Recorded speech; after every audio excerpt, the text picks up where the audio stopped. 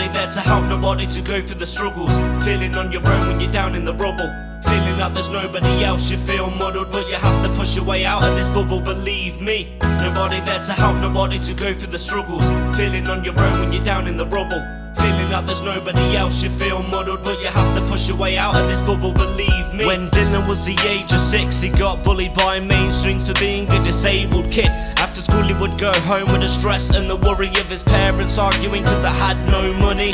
Had one friend, he lived in this one town. Friend was popular, hung around with the wrong crowd. All through his life he got bullied cause of his condition. Hair colour, glasses and the strength of his vision.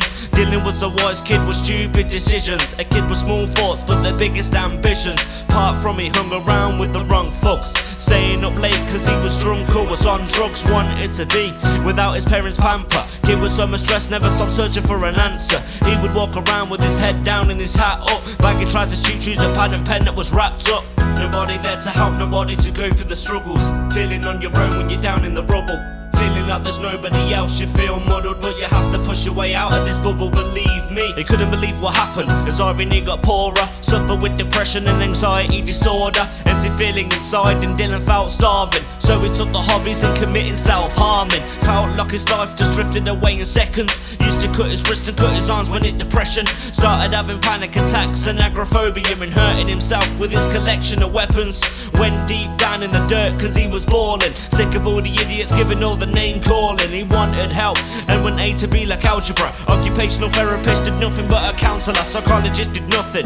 He was just gonna say, I don't wanna live here, I wish I could just run away. He needed something to fill his life so he was gonna lose it. So he grabbed his notepad, dedicating himself to music. Nobody there to help, nobody to go through the struggles.